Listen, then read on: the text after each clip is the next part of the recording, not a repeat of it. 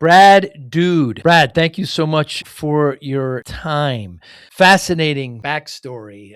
Late '60s, all through the '70s. Brad was in the Peace Corps, and he was in Micronesia, in these small Marshall Islands, small little islands where he'd have a thatch hut and he'd teach all day and he'd eat with families. There was no electricity.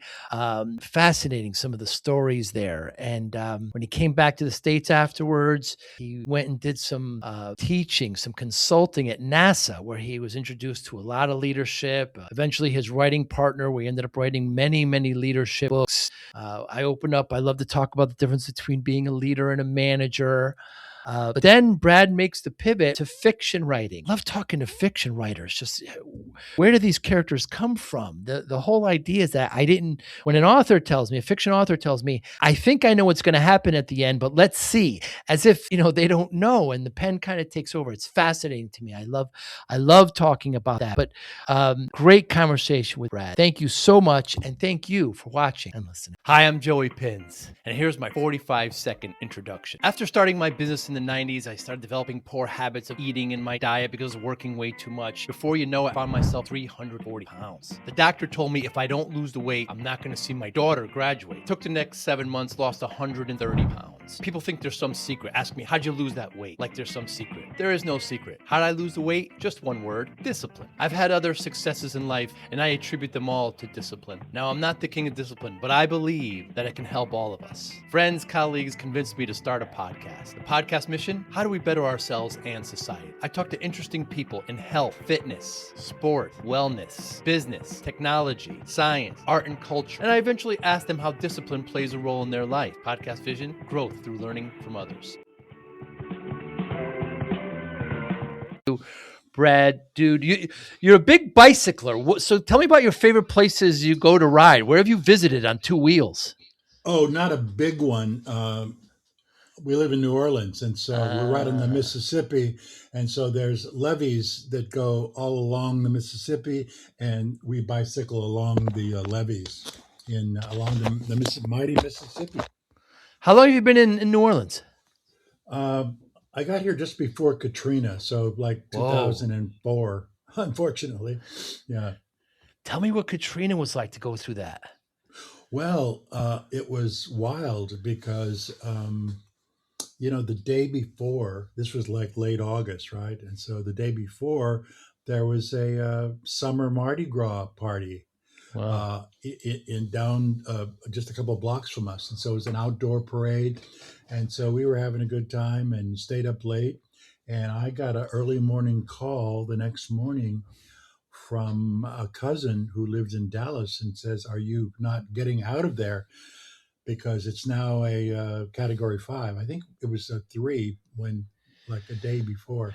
Yeah. And so we had to make a move real quick. The whole city did. So we ended up in Dallas with my cousins for a few months, and then my wife had relatives in the Phoenix area, and we went there as well for about 5 or 6 months. Wow. And then her job kind of went. I was doing consulting, so as long as I could get to an airport, I was fine. And then she got a job in Jackson, Mississippi. So we moved to Jackson. We were renting out. We had no damage from Katrina. We were so lucky. Wow. The closer you were to the river, the higher the elevation, and of course it was the lake from the north of us. Right, Pontchartrain, right? Yeah, Lake Pontchartrain. So we were lucky. It took us a couple of years to get back home, but yeah, that was quite an experience. Wow. So you were away for 2 years. Yeah. I mean, we came back and visited, but we had rented our house out during the time to college students. So that worked out. But yeah, 2 years before we actually moved fully back in. Has it recovered? I mean, how long has it been? 20 years this 20 years. Or last 2025. So, yeah, in general, yes, there are still places that were bad before Katrina that they just haven't invested in, to recover. But yeah, the city's obviously in much better shape now, and strengthened the levee protection system and things. So Yeah, but every year you knock on wood, about Katrina, about hurricanes. They just Sure. announced yesterday, in fact, it's supposed to be a milder hurricane season this year, so everybody's thankful for that.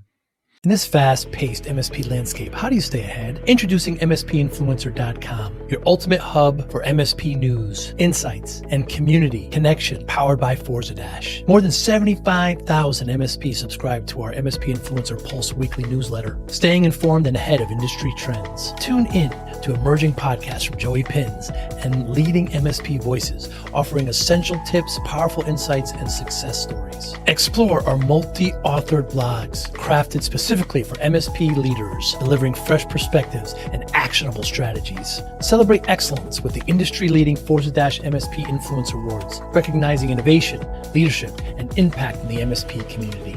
Join thousands of MSP professionals who trust MSPinfluencer.com to grow their business and expand their networks. MSPinfluencer.com, where today's MSP leaders connect, collaborate, and conquer, all powered by the Forza Dash platform, helping MSP vendors work effectively with MSPs and helping MSPs grow. I'm in Western Florida now, so yeah, I heard that same report. Yeah, you just never know. No, you never know. Yeah, Mother Nature is in charge, Brad. it really is until we come up with something better. Yeah, That's going to be tough to do. When did you first start writing? I was a journalism major in college, and so I've always had kind of a bent for that. But then when I started to work overseas, I had downtime and stuff, and so kind of unique places and kind of meeting cool people all over the world. And so during downtime, I would start to write things down, jot ideas down, and then got more into it more. I didn't start doing the book stuff until I was working at NASA, and a colleague of mine said, "Hey, why don't we do something on leadership that we're teaching in this class?" And so that's when I started to really get serious about it and start cranking out books. You mentioned being overseas. You were in the military. No, I was in quite the opposite. I was in the Peace Corps. That's right, you're in the Peace Corps. Yeah. Why'd you join the Peace Corps? Tell me what that's like. Well, it was. I always had I guess, an urge to travel, and it was in the late '60s, and wanted to do that, and kind of wanted to go to Africa. And so the joke with Peace Corps is if you put down on your application you want to go to Africa, they send you to the Pacific, and vice versa. So but of course it's volunteer, so you can decide. But I was so happy I was accepted, and that was just that was before the '69, before the draft lottery for Vietnam, which I won. The only lottery I won, I was number one. Wow. In the draft lottery, but was headed to do Army physicals before they would let me go overseas for Peace Corps, and I could have been pulled out anytime, but I wasn't. So I was real lucky. So yeah, Peace Corps. I was on in the Marshall Islands, on an outer island in the Marshall Islands, and that really got me thinking about writing, and it influenced really how my latest novel, because it's kind of based on being on an island. So I had a lot of experience being on islands. And your goal. Tell me a day in the life in the late '60s in the Marshall Islands in the Peace Corps. I was teaching, so a day in the life for me was kind of getting up, kind of with the sun usually, and putting my bucket of water out in the sun so it would warm up, because there was no running water, of course, no electricity. Took a shower, and then I was living right next to the school. So then, and I taught all day, and then in the afternoon, you'd visit families of the students nearby, kind of continuing to learn the language as much as you could.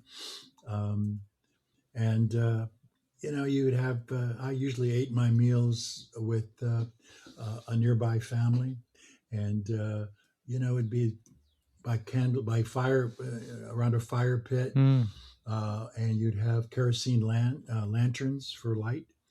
And I would, kind of everything closes up like about 8 o'clock. It gets pitch black. So you have a massive amount of stars, of course, because you're out there, kind of no pollution. And I'd be back in my thatched hut, and with my lantern, I'd do some reading and do some writing, and get Wow. up and do it all over again. So it was not for everybody, but I enjoyed it, and I did that for 3 years on different Wow. islands throughout the Micronesia Islands, and then I became a trainer for volunteers, new volunteers. They had to go through a 3 month training program, and I was involved with that, and then ran training programs for Peace Corps throughout Micronesia, and I got to go to the Middle East to do the same thing, in Oman, and yeah, and then I became staff down in Samoa. I was a Peace Corps staff member, and then came back to Micronesia as a staff member before I finished my time up there. Yeah. So Peace Corps played. I was, most of the '70s. I was overseas with Peace Corps in one Wow. capacity or another. Is the Peace Corps still around now? Yeah, apparently it is. I'm not in too much contact with them, but they're still there. Wow. And their mission is just to help these countries, these underdeveloped countries to get education, et cetera, to kind of bring them up. Yeah, it's typically provide technical assistance that those countries feel they need help Mm, with, mm. and it's often education or health or agriculture, um, and it's the cultural exchange to learn about their issues and their cultures, and for them to learn about us. So yeah, three So goals. during this decade, I was born in '68, Brad, but I'm always fascinated at Mhm. the climate. I mean, it was, well, you weren't in the States, but here in the States at that time, I mean, it was post Vietnam. You have all of this music and art, disco, pop, rap is coming out all from the Right. frustration of the army, excuse me, of that war. And Yeah. '70s was a very different time, very creative time here in the States. And I always marvel over what it was. I mean, I was only 10 years old, so I had no real perspective. But did you feel any of that over there? Not as much. Mm, Like I said, I would only come back to the States a couple times during the '70s to visit family and stuff. But yeah, it was a difficult time, but it was really where I was working. It was extremely difficult for right. other reasons. I don't Other think it was the reasons, yeah. influence of the war. Um, and where I worked, they were mostly pro-American, so I Mhm. didn't pick up any kind of negative Hostility, yeah. hostility from locals. They were happy for they were nation building themselves, and so Mm, anybody that can add help to that, was a they're good thing. grateful. Yeah. And is this where you developed your love of writing? Um, yeah, I think that it fleshed it out more than I mean, I was always doing some writing, and even back in school, newspaper writing, but I got into kind of what if scenarios and started to influence the writing. And and we had movies out there, so now I'm kind of writing screenplays. I've got 4 or 5 screenplays done, and so that's, it's easier to imagine these exotic places, in movies, and but then so it's a combination of being there in that kind of environment, and having some time to do it, because you weren't working all the time. Hmm. You'd have a lot of downtime between training courses or stuff like that.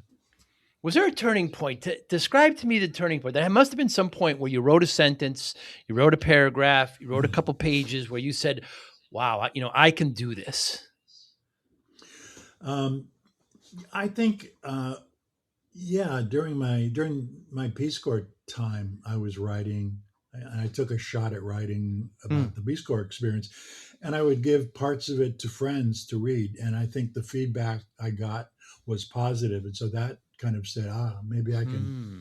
really do this. So it's about feedback. I mean, we all need feedback even in leadership, that's important. So I think that's when I thought, it's worth continuing.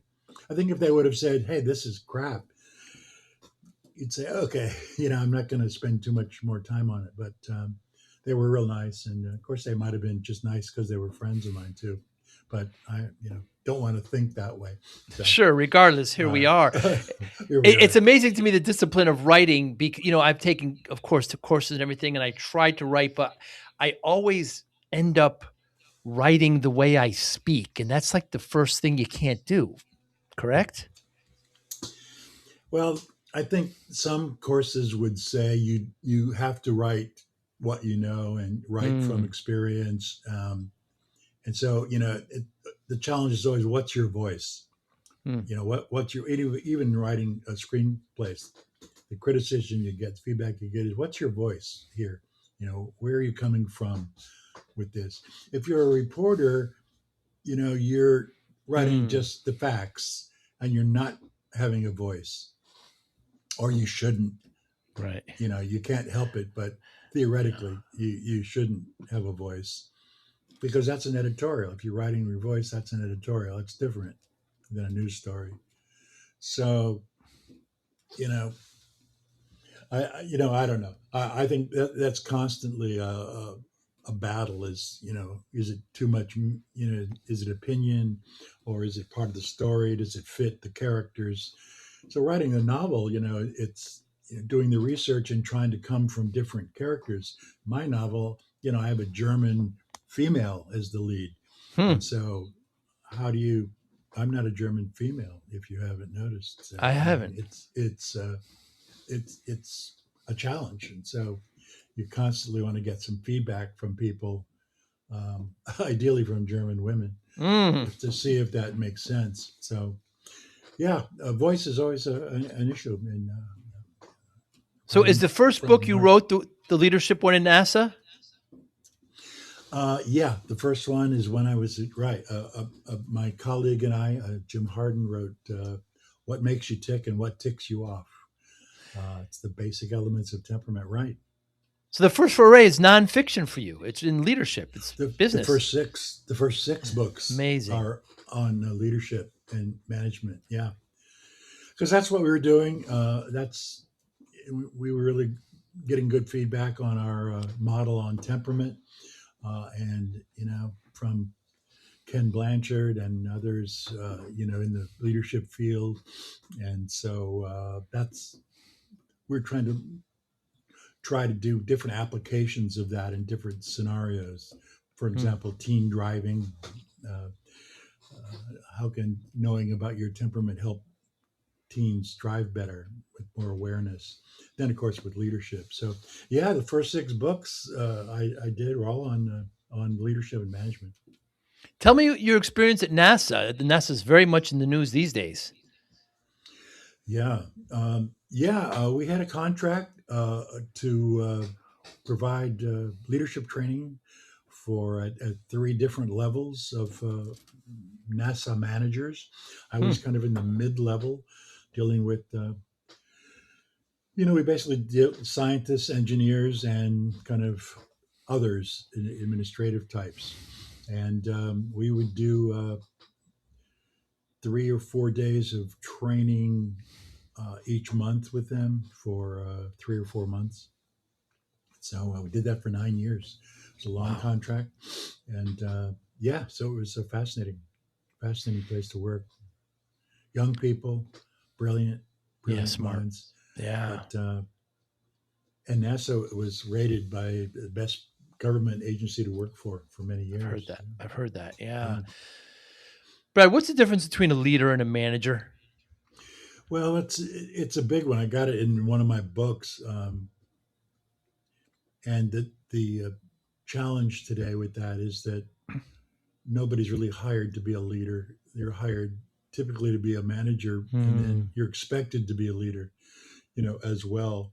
Hmm.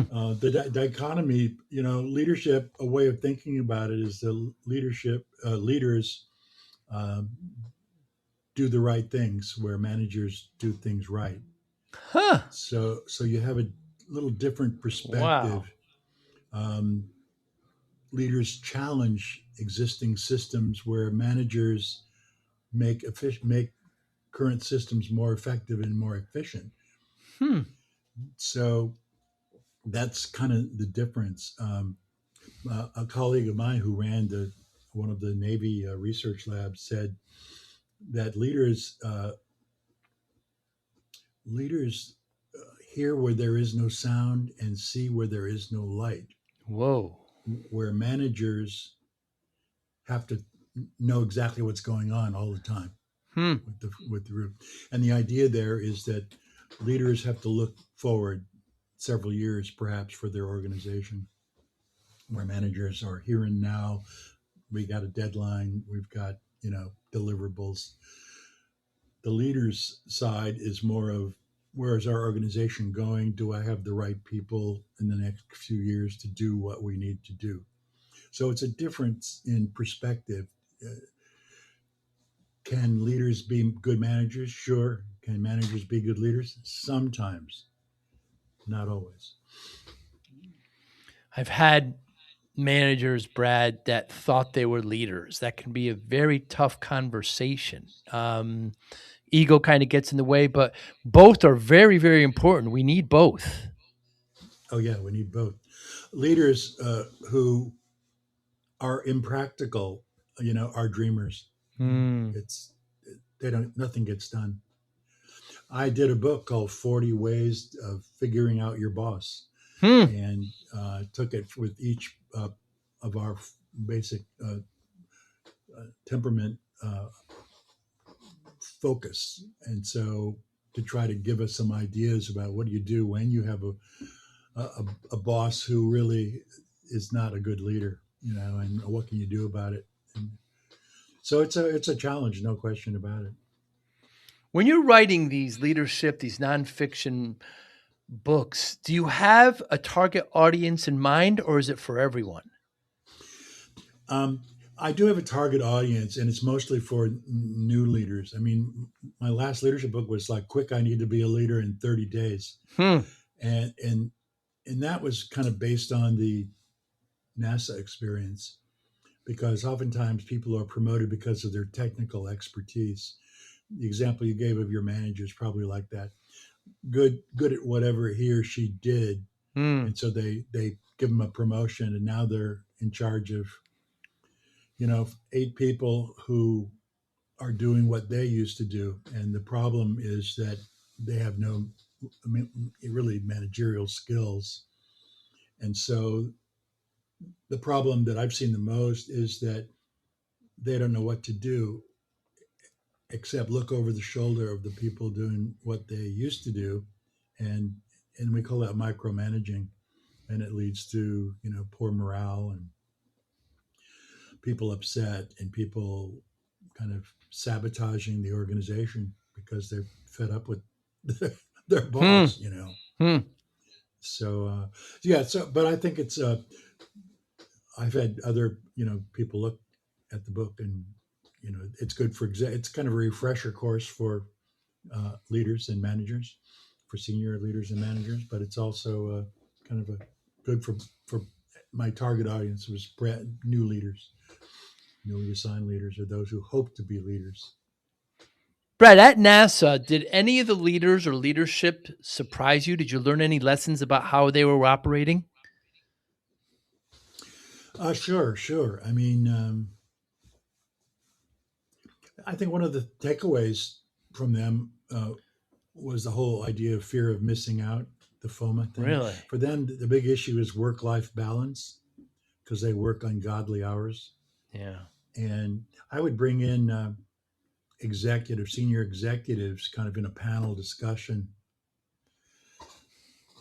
And I would ask the leaders, because our participants wouldn't ask tough questions to their bosses, right?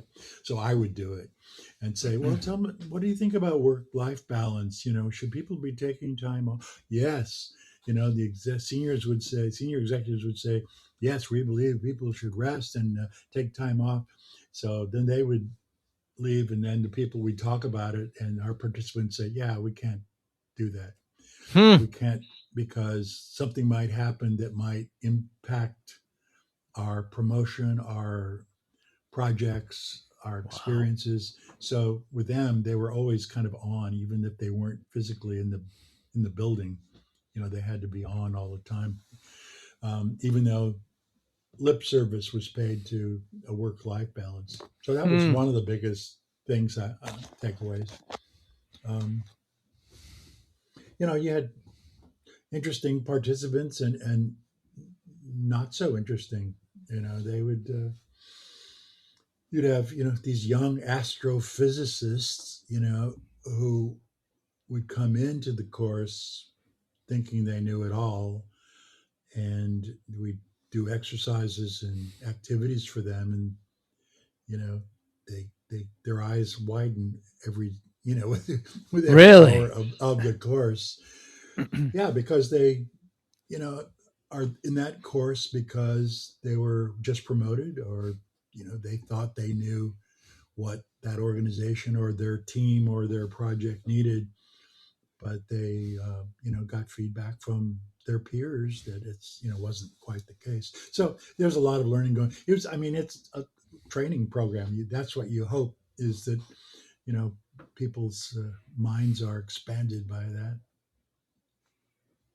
Overall, you were impressed with the leadership there, I would imagine. Oh yeah, very much. It's funny that one of the senior executive, I didn't know it in advance, that we invited into our course was a trainee of mine in Peace Corps on the island of Wow. Saipan, like 25 years earlier. So that was kind of cool. Small And he world. and he brought it up. I'm standing in the back of the room, and he was talking to the group, and it's like, yeah, well, I've been like you before. In fact, that guy back there was my teacher. Everybody, all the heads turned. I said, hey, don't say I'm not that old, so don't bring that up. So no, it's fascinating. It's a very impressive organization, and I'm glad they're getting so much attention now with Artemis. Yes, it's very impressive. Yeah. Yeah, You yeah, mentioned work-life balance. I mean, that's yeah, that's a struggle in any industry, right? Especially yeah, here in the States, we work a lot. I mean, is yeah. it truly achievable, Brad? Um, is it truly achievable? I think it depends on your perspective. Hmm. It can be, if I think you are happy with where you are in your organization and do not fight internal battles with yourself about, can I do more? Can I be more? Should I be doing more? It's part of the whole leadership thing about self-awareness is, to me, the number one takeaway for leadership.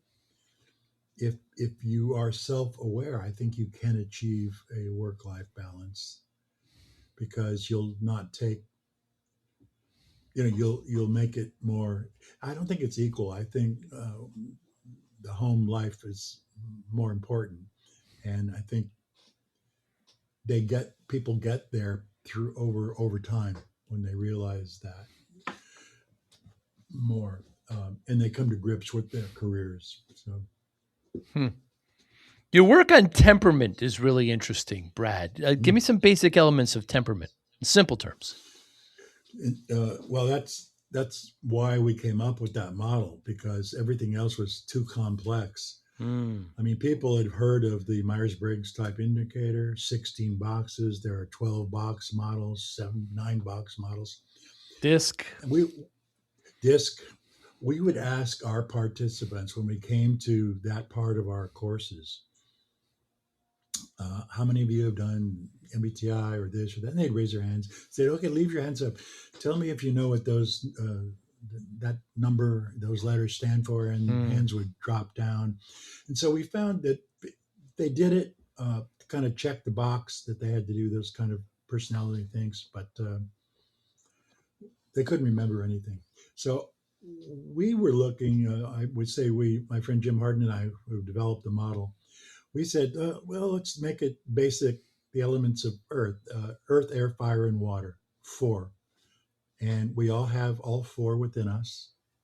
Temperament is that inborn part of our personality that influences us, how we look at the world, how we look at the behavior of others, and we don't always know why we think those behaviors are bothersome or not right.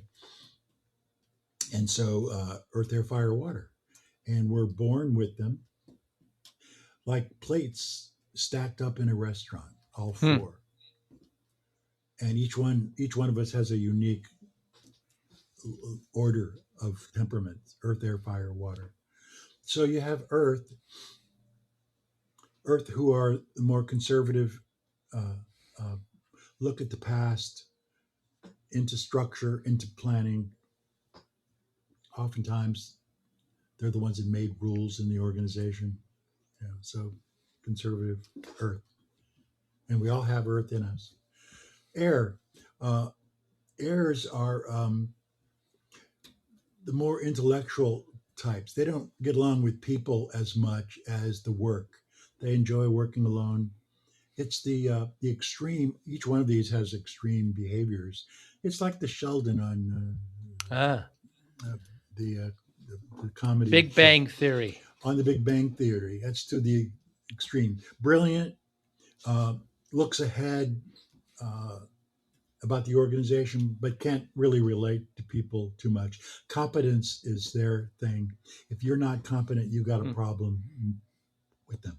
So that's earth, air, fire. Fires are more troubleshooters. They enjoy figuring out problems. They have a sense of humor. They will try one thing one day and not the other, and different ways of doing things, having a lot of fun along the way. Fire. It's the dopamine rush that's in them. That's what does it. Water are the more family oriented or people oriented people. They are the ones who get along with the other three temperaments really well. They're the ones who really enjoy personnel issues, making policies that help their fellow colleagues. They're the ones who knows everybody's name, even the names of their spouses, and they run the birthday parties and stuff like that. So earth, air, fire, water. So that's what we all have. But in Hmm. that stack, earth, air, fire, water, the last one, the first one is called your dominant temperament.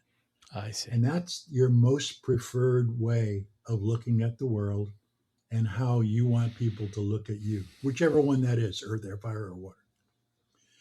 Secondary, tertiary, kind of neutral. The last one is called the shadow temperament, the fourth one, whichever that is for you, earth, air, fire, or water. And that's the one that typically gets us in trouble. Hmm. Oftentimes, when we see the shadow behavior, whichever one that is, in our employees, often have a negative reaction to it. We think something's wrong there, whichever one it is.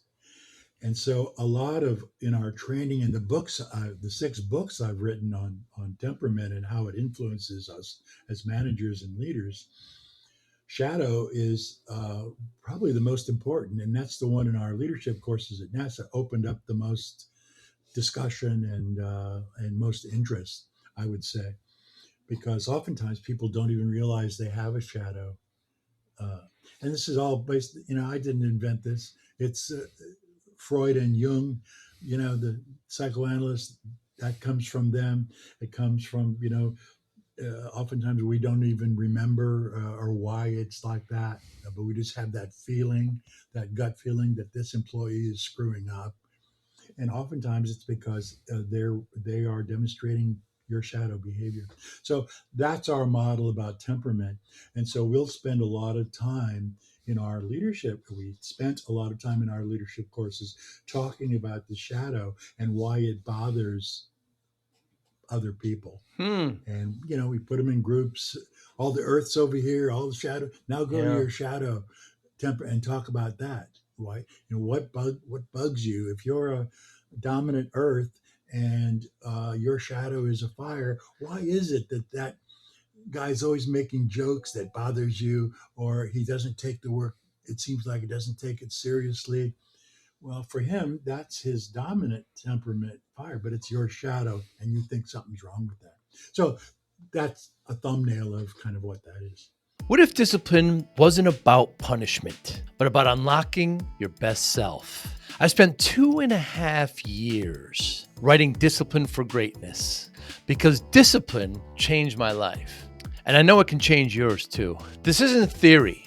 Inside, you'll find real, practical steps you can use immediately to focus better, build stronger habits, reduce stress, accomplish your goals, and bring more balance to your life. Whether you're trying to get healthier, improve your career, or simply feel more control, this book gives you the framework. Start today. Grab your copy of Discipline for Greatness at joeypinz.com/book. Thank you. I could see how I've done similar workshops with DISC, and I'm in Yeah. the IT field, and this one particular author had similar. He had 4 different animal types, and we get in these groups, and it's just not only knowing yourself, but knowing how to work with others. So it's really, really Yeah. beneficial. Sure. No, that's what it is. And other models are like emotional intelligence is kind of like that. It's the Mm, idea of knowing yourself and knowing why you react and feel the way you do about people, and acknowledging that and doing something about it, and hmm. not rushing to judgment, not having knee jerk reactions. So what is your primary, secondary, and shadow in these? I'm an air. I'm a dominant air, and water is my shadow. Hmm. And so that Fascinating. becomes interesting when you think about marriage. My wife's a water, and that's my shadow. And so what happens is that you can get pissed off more easily, but you then realize that's what's going on, and so you can tolerate more Hmm. of that. Um, there was a lady that did a book. What was her name? Gee, I'm forgetting her name now. But she was hired by Match.com. She interviewed 45,000 people and came up with, the whole thing about opposites attracting, and so that was interesting too, and it followed what we felt as well, especially about the shadow temperament, about opposites attracting. Hmm. So Brad, when did you decide to make the switch from, this very serious leadership and deep, Mm, nonfiction writing about leadership yeah. over to fiction and playwriting? I think it happened. I always wanted to write something about living on an island because of my Peace Corps experience in the Pacific. Uh, and My wife works with migrants, and migrants are, it's a big issue all over the Yeah, world sure today. is. And so I had some time, of course, during COVID. All my training at NASA ended, and nobody was doing in-person meetings or training. So I really didn't have a whole lot to do. Did a couple of training programs over Zoom. They just weren't, it's not the Right, same. right. Um, it was okay, but not great. Like my in-person classes were always great. So I had time, and I thought, well, why don't we try something? And so I just started to do research on what was going on with, because I was also reading articles about people drowning. That bothered me in the Mediterranean. They would slap dash overcrowded canoes or rafts together Oh, to yes. get from North Africa to Europe, Right. Yeah. mostly Italy, closest thing. Sicily. Yeah. And Yeah. they didn't even know how many people were drowning. Right. So that bothered me. And I thought, hey, so I started doing more research about it. So I did a lot of research about how people got from, through the Sahara and to Libya to get on these boats, and what about rescue ships that in the Mediterranean. I found that mostly it was a couple of German ships, and there was only like one female captain. And so I said, hey, let me go with Hmm. that a ways. So I put together, hey, what if if these people are rescued, but they can't get off anywhere and they don't want to go home for fear of death, they're asylum seekers, and running away from who knows what, gangs or governments. What if they found an island that they could actually just all live in? What would that be like? Hmm. And then, so that's what kind of got it started. And so we ended up with going that way, but then wanting to put in more challenges to kind of a metaphor for all the challenges that migrants face every day, really. And so we had that place run by, had this idyllic island run by modern day pirates who were human trafficking the migrants. So finding Eden, they were looking for that ideal place and going through a perilous quest. So that's the book was a perilous quest for a safe migrant homeland, and so that's how we came up with that. You mentioned before when you're writing nonfiction that you have a certain kind of reader in mind, but now with fiction, anybody can pick up the book, right? So, Right. do you have to write differently, and how concerned are you with the reader not closing the book and leaving? Um, you do have to write. Uh, I have to write differently with the novel Right. because it because I've never done that before. Hmm. Right. Well, with the leadership stuff, it's based on kind of experience or what I've seen reactions to different classes and consulting all over the world. I did management leadership consulting, I don't know, 30 plus countries. So that kind of influenced the leadership books, but the novel a little bit different. Now I'm writing from a different perspective, and so it you definitely have to kind of change. Like again, like I said, I'm writing from the point of view of a German woman captain, sea captain, and then you're writing from the perspective of a modern day pirate. And so research will kind of set the context, for it, but you actually have to write, a little bit differently. So your audience is the general public.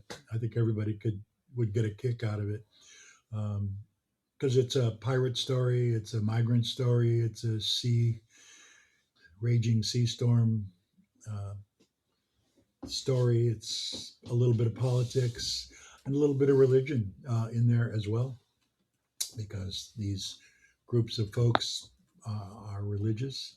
Yes. Uh, Many of them are, but it's also about racism, because I've got the pirates dividing people up by race into Hmm. villages who would and pretend and force them to make them think that they're fighting each other. So there was a lot of different elements to it that I thought a story like that could tell. So I think it would be of interest for different kinds of readers. So, do you storyboard, Brad? Do you know the plight and the plot and what's going to happen to each character before writing? I don't storyboard, or I didn't storyboard, and even with my screenplays, I don't. I had Oh. an ending in mind, so I had to have that. I had a beginning and an ending, and that got me going with it. And then you kind of you kind of write until you're caught. You write yourself into a corner and say, "No, what do you do? What would Hmm. you do? What would they do?" You know, um, and so I thought that was fascinating for me. I enjoyed doing that. You get stuck.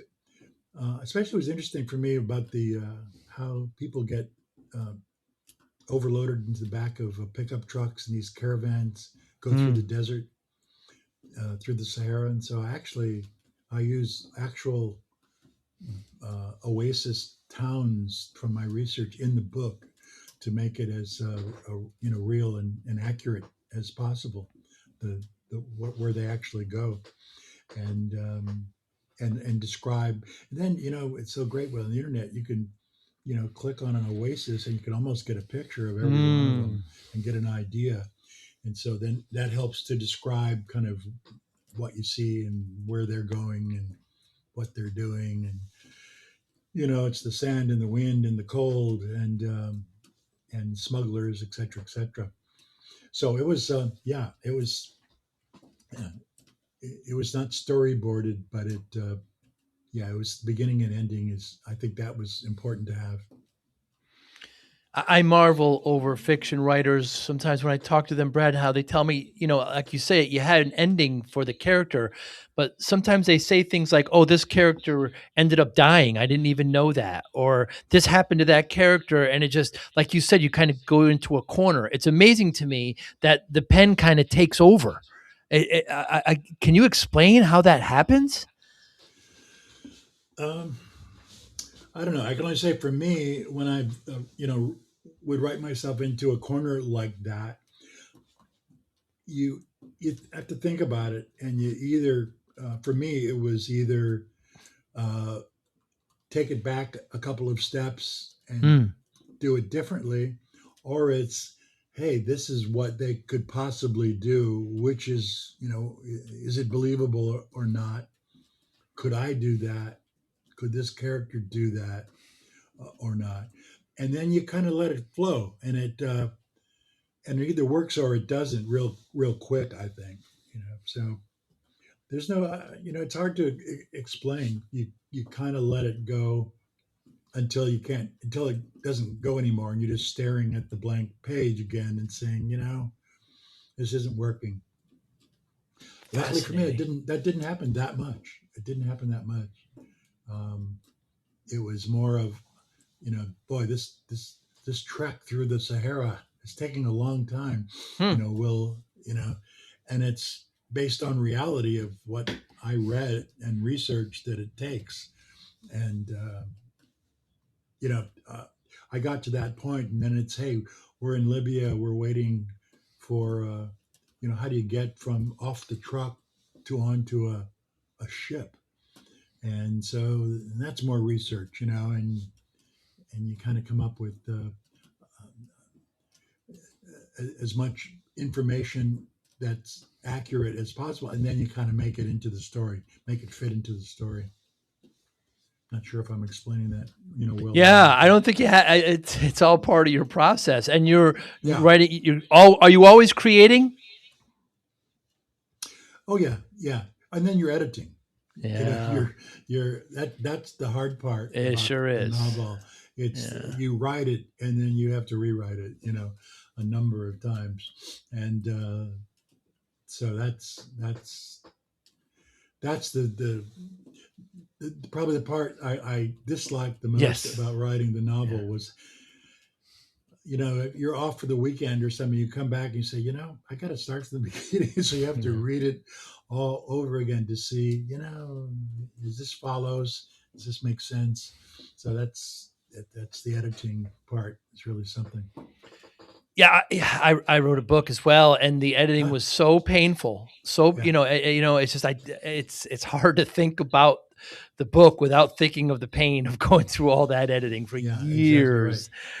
Yeah. Is there something that you believed in firmly, Brad, 10 years ago that you no longer believe?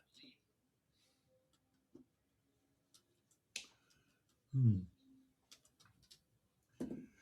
Well, probably without getting too much into politics today, it's a belief that the government would do the right thing in general.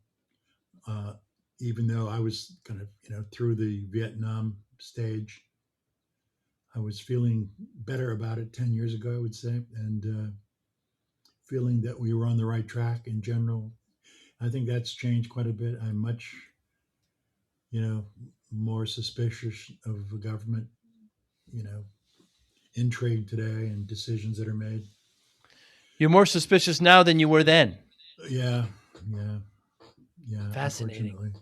Yeah. Yeah.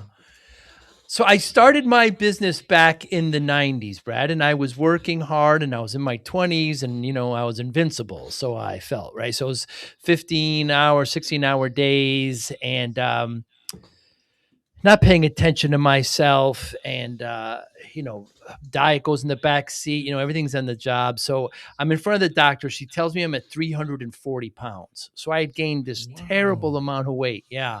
Hmm. And she says to me, if you don't lose this weight, you're not going to see your daughter graduate. So my daughter was just born. Scared the life out of me, as you can imagine, right? So I'm driving home, punching the steering wheel. Look what I've done. This is my pie hole. I did this to myself. So I spent the next, I can abuse myself all I want, Brad, right? But now it's much bigger than me, right? I have a family now. And so the next 6, 7 months, lost about 120 pounds and I kept it off. You can't look at these things like finishing lines. These are lifelong changes. And when I tell people this, they always say, "What's your secret? What you do?" And there's no secret, just discipline. Focus, routine, systems, motivation. How does discipline play a role in your life, Brad? Dude. Well, first of all, congratulations on losing all that weight. That's incredible. Um, Discipline.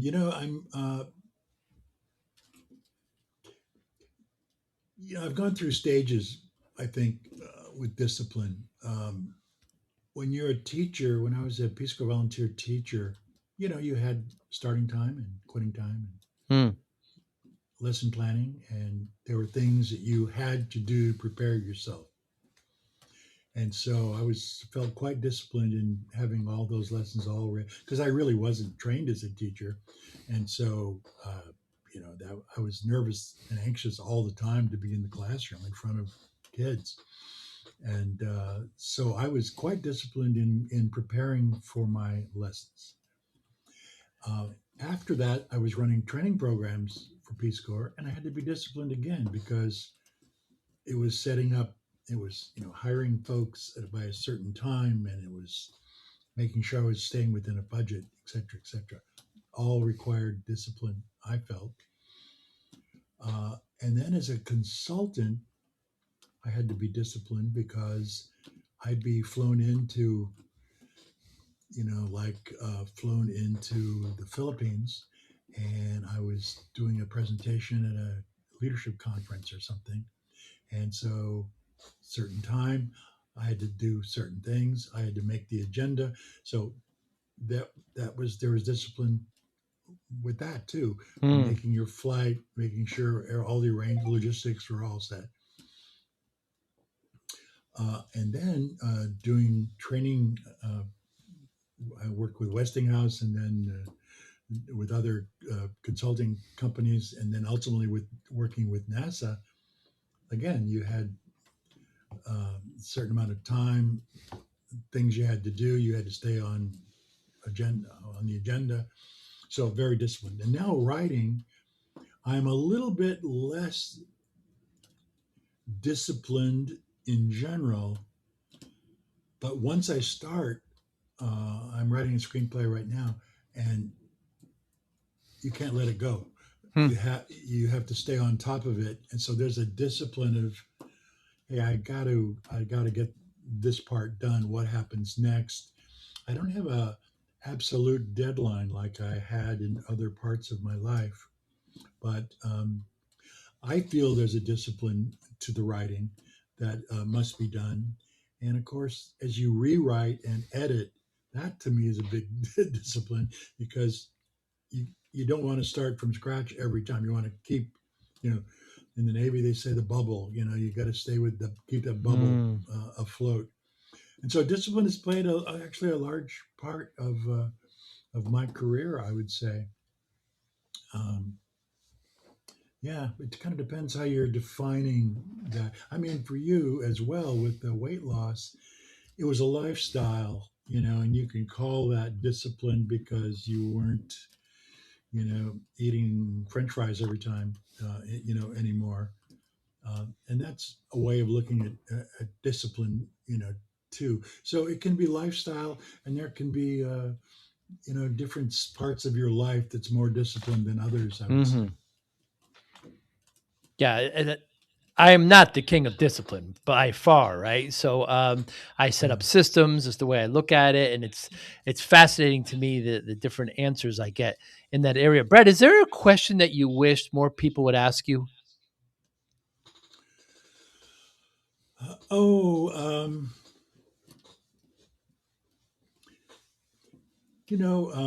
I probably don't get asked too much about about the way of conducting research Hmm. too much, and that really came out with this with the Finding Eden novel, I would say, um, because we can say research. I mean, research is quote research, but how do you do it? Um, and I found that a real challenge. I find it a lot easier to do screenplays because it's more kind of in your imagination, uh, and you want to make it realistic, but you don't have to do the research into it as much as when you're doing a novel, because you want the reader to have some kind of believability, even with a novel, right? You want to make it somewhat believable, Hmm. and so yeah, I would say probably around the research.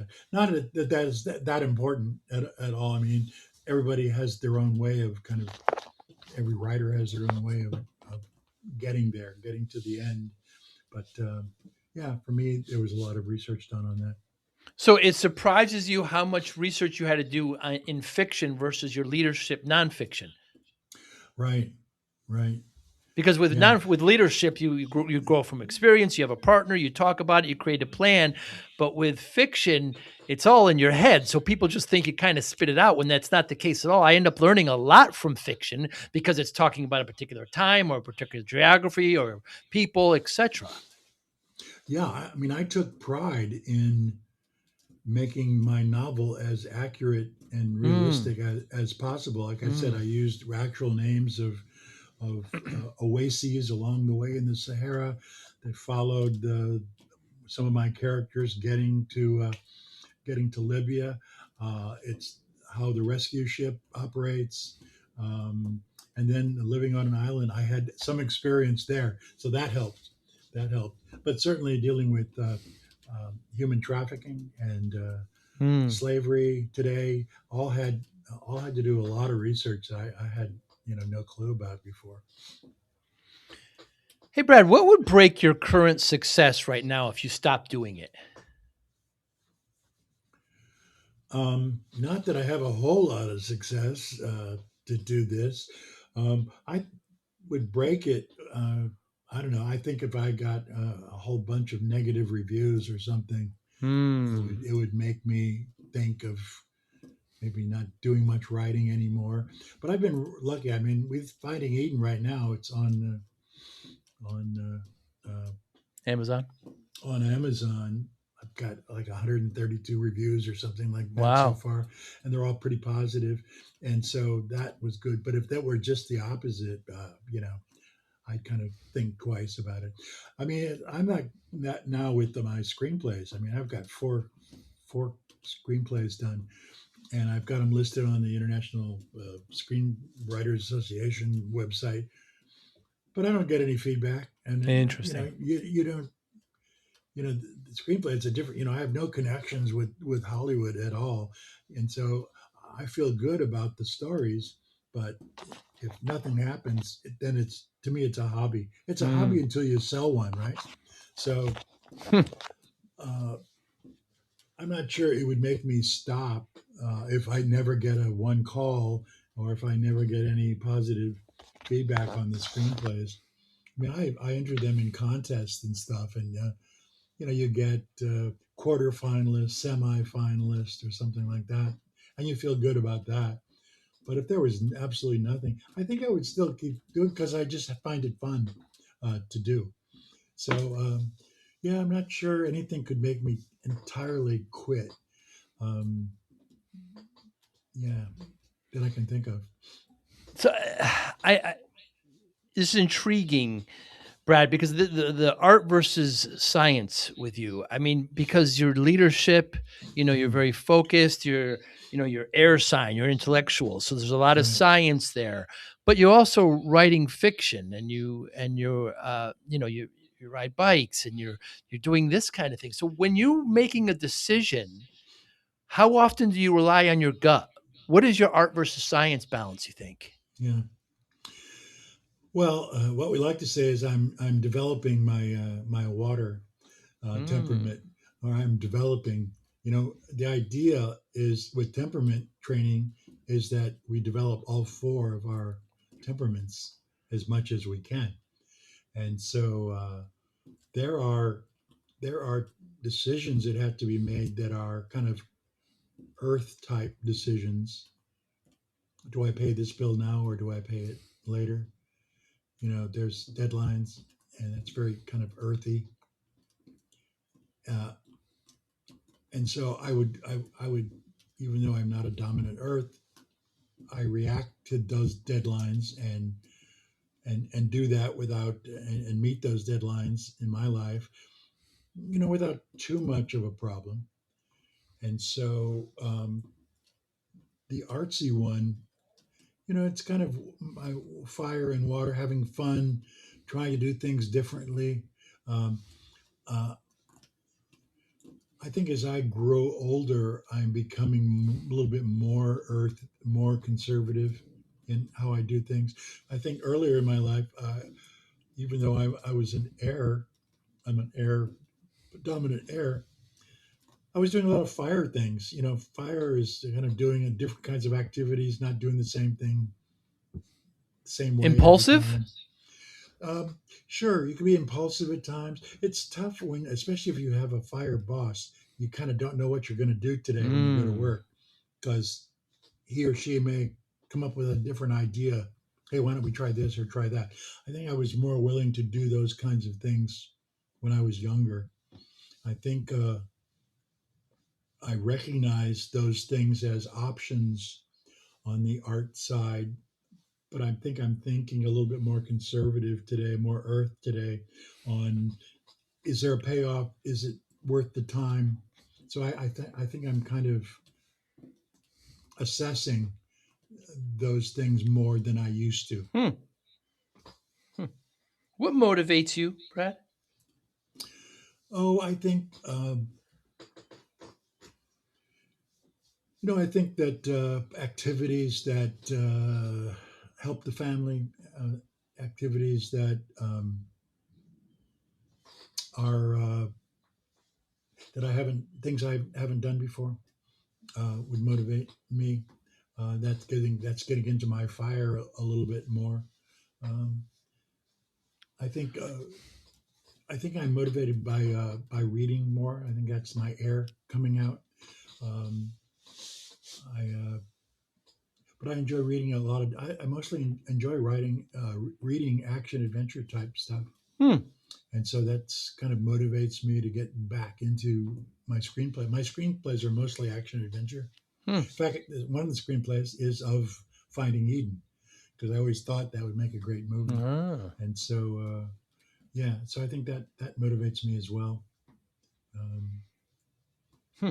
I hear legacy, family, new experiences, learning. I'm going to assume impact too motivates you. So, given all those motivators, Brad, how do you measure success? I mentioned what would break success earlier, but how do you measure it now, given all that motivation? mm. Well, John Maxwell, is a great leadership author, writes the true measurement of leadership is influence, nothing more, Mm. nothing less. And so I would say that plus integrity, because we can be influenced by a lot of creepy things that happen in life today.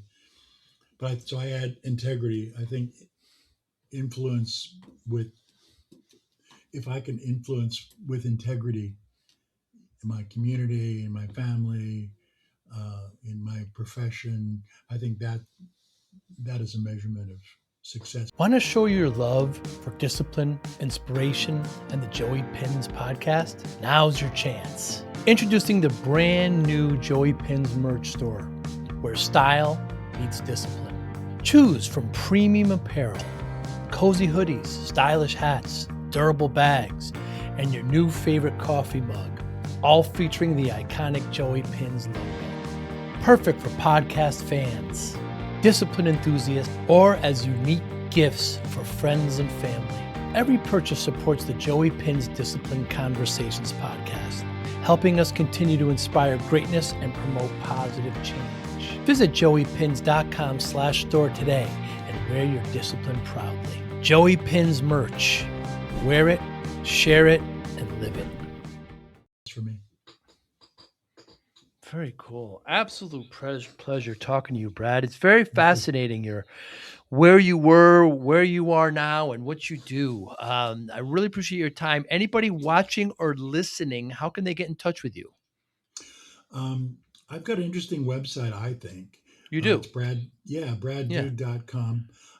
And it's got a lot of my, all the organizations I used to work with Yeah. is there. But when it comes to temperament, I've got a quiz for you and for the listener. And it is which of the four basic elements are killing your career? Mm. And it's a very simple little quiz to take. And as you go through it, you enter your email address, and it'll take you to a more thorough explanation of each of the four temperaments. Uh, so that's the best way is braddude.com. I'm on TikTok doing a couple of little videos from different places I've been in, which is Brad Dude / author, I think. So a couple ways of getting a hold of me. Yeah, Facebook, Twitter, Yeah, LinkedIn, YouTube, Amazon. yeah, You've got all your books there. I'll make sure to put all those links up. Brad, next time I find myself in the great New Orleans area, perhaps we'll get a cup of tea. be great. Looking forward Brad, to it. thank you so much. You be well. Joe, you too. Thanks so much. Really enjoyed it. Thank you for listening and or viewing Joey Pinz Discipline Conversations. Please share this episode with one or two of your friends who you think may benefit from the episode. Our website, www.joeypins.com. There you'll find lots of resources and you could join our mailing list. Please follow us on all our social media, Instagram, Twitter, and Facebook. Podcast information, the video version of our podcast is on YouTube. Please subscribe. Audio is on all major podcasting platforms. Please follow them. And if you like it, please consider giving 5-star rating. Would really appreciate that. Thank you again for listening or watching Joey Pin's Discipline Conversations.